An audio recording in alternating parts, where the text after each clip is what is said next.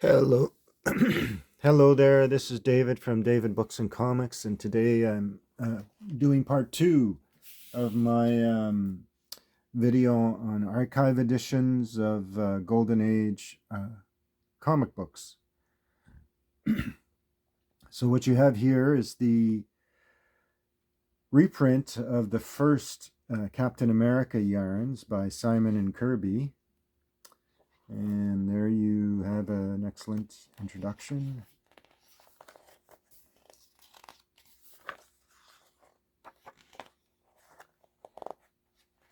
But how the character came to be. And there's the first cover of Captain America #1. So if you don't want to pay $1 million for a comic book and you just want to read the story, this is what you do. You buy the archive edition. So this is the origin of how Steve Rogers becomes Captain America. This is the early artwork of Joe Simon and Jack Kirby.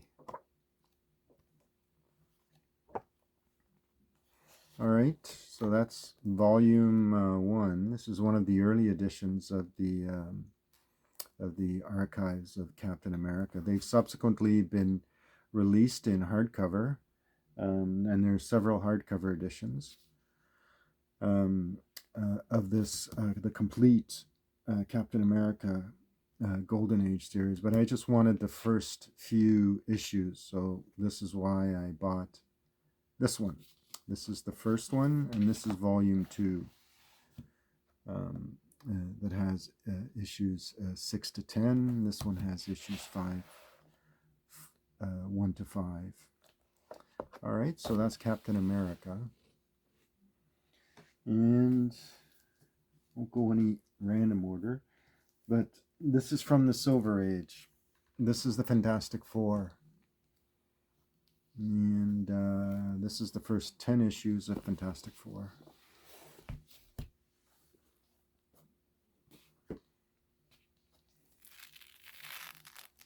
These are actually limited editions.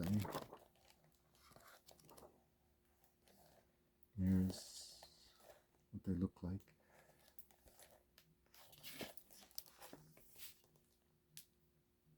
There you go. There's that one. And of course, here is the X-Men, the first appearance of the X-Men, issues 1 to 10. Stan Lee and Jack Kirby.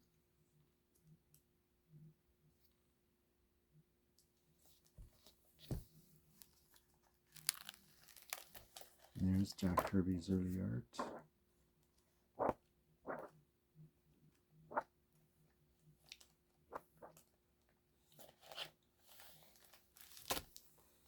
So that's Marvel Masterworks, X-Men. And there's Marvel Masterworks Doctor Strange, the first appearance of Doctor Strange in Strange Tales. And it would be Strange Tales number 110 to 141. Let's see if it says. I can barely see that. Anyway, there's the complete set. So it's issues 110, 111, then 114 to 128, and 130 to 141. There you go. That's Steve Ditko. Steve Ditko's work on Doctor Strange.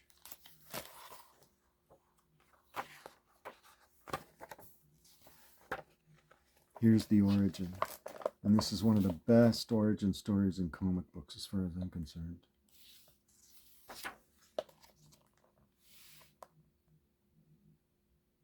And it's, in my view, Steve Ditko's work at his best.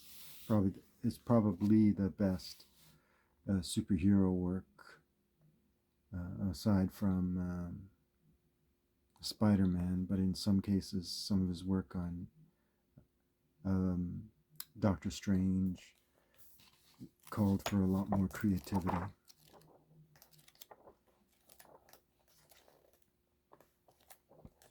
As you can just see by just me flipping the pages. So that's that.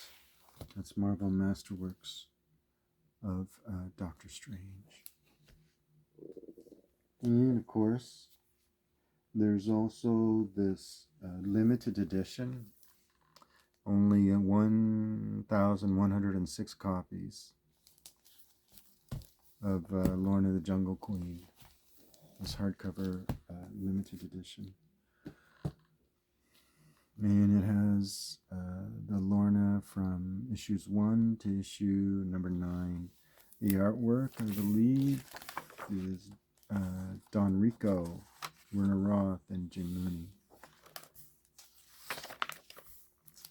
Excellent artwork. And again, it features an introduction by the expert on Atlas Comics, actually, Dr. Michael J. Vassilo. Detailed. Beautiful artwork, as always.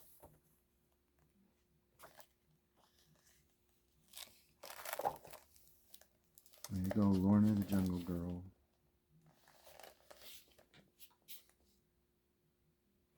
So that's that limited edition. I also have the limited edition of Marvel Masterworks that features the first appearance of Marvel Comics, of the Human Torch. And there's F.R. Paul, the artist who did this cover for the first Marvel Comics issue. And there's the Angel, as drawn by Carl Burgos. Roy Thomas introduction. There's the F.R. Paul cover. This was published in 2004. The art is, one would say, kind of primitive compared to today. But this is what it was like. This is the masked raider, the masked hero in Marvel Comics. It was an anthology book.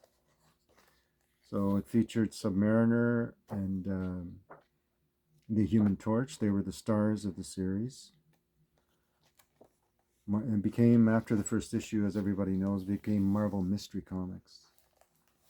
So there you go. This is a limited edition of 1,350 copies. There's that one. This is volume 2. This one isn't quite as limited an edition as the other one, but this shows the Angel on the cover. And the Submariner, the Human Torch. These three guys were the main main characters in the series. And there's the original Human Torch.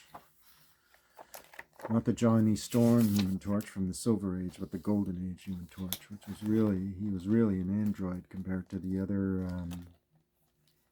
the Human Torch in Fantastic Four. And that's Kazar. That's the original Kazar as he appeared in the pages of Marvel Mystery Comics. So that's that. And of course,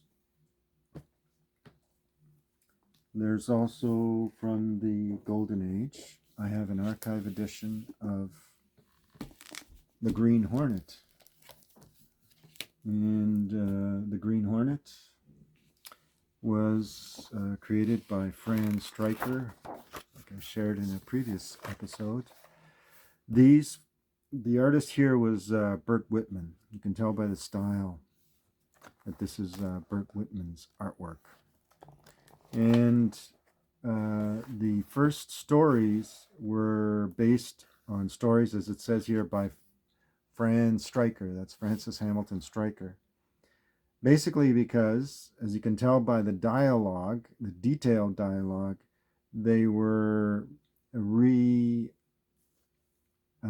repeats of, if you want to call it that, of the radio show.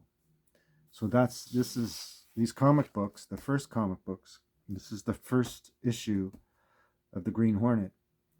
They basically took the radio show's scripts and created comic book stories out of them. So that's why you see all this detail in the text, in the dialogues. Anyway, so this is the first issues of the Green Hornet. I can show you a Golden Age issue. This is an old,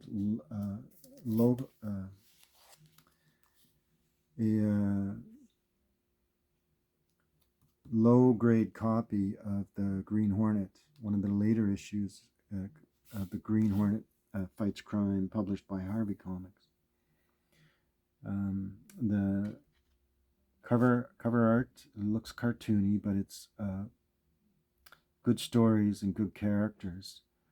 The style of the artwork looks like Jack Kirby, vintage Jack Kirby.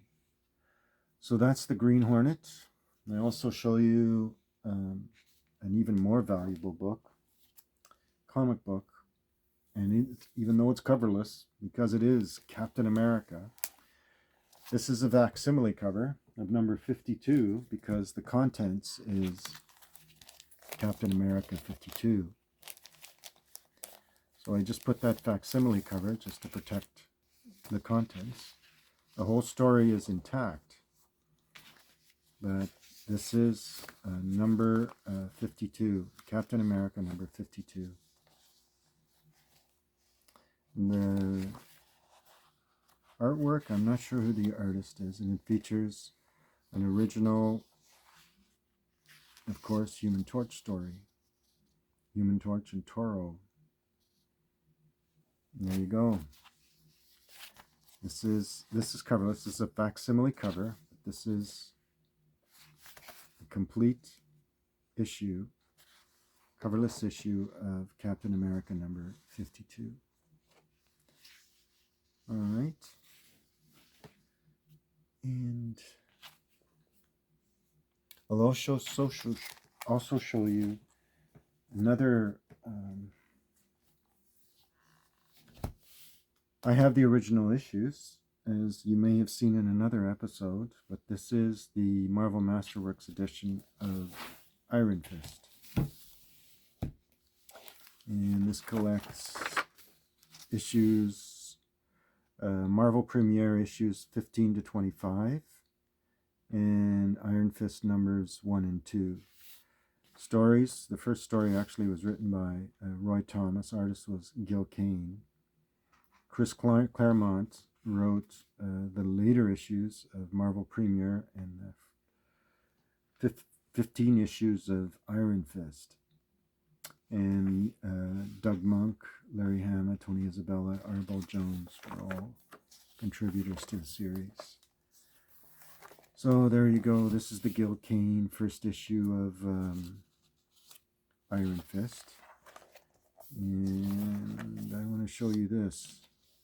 This series, it says here, was affectionately dedicated to the memory of Bill Everett, a most amazing man. The reason why they give this credit is because Roy Thomas based his story of the origin of Iron Fist on Bill Everett's 1938 or 39 creation of Amazing Man, one of the first superheroes. The basis of the story basis for Iron Fist's origin was virtually similar to the origin of Amazing Man in the pages of Amazing Man comics, in the pages of that Centaur publication creation by Bill Everett. Okay, so that's that. And finally, I wanted to show my collection of the stuff by Fletcher Hanks, one of the most unusual comic creators of all time. And I'm going to show you this first. This is a short comic book reader's companion written by Ron Goulart, one of the leading experts of on Golden Age comic books in general, but Golden Age comic books in particular. This was his presentation of Phantoma, one of the most formidable ladies ever to grace the pages of the comic book. And I was always intrigued to find this issue.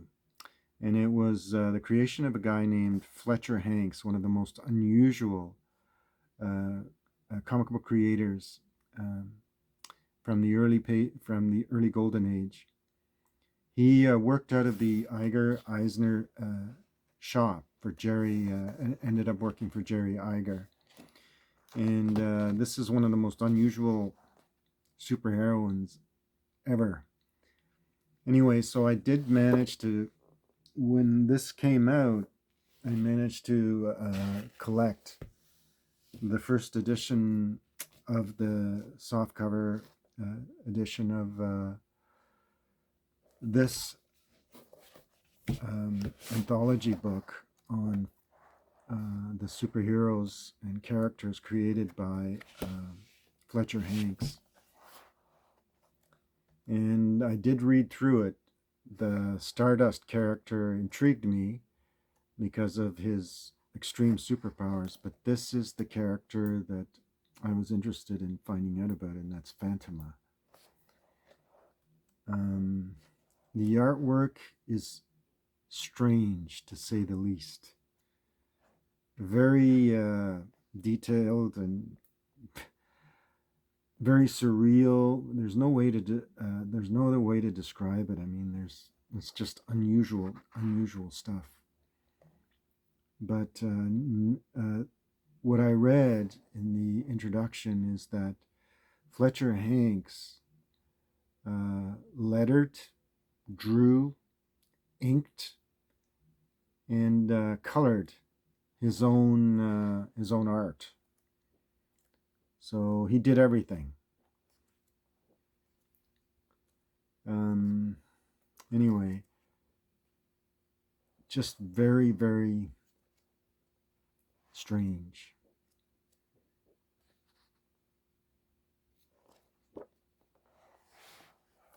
He worked, that's volume 1, this is volume 2. These 2 books have subsequently been reprinted as one big hardcover volume.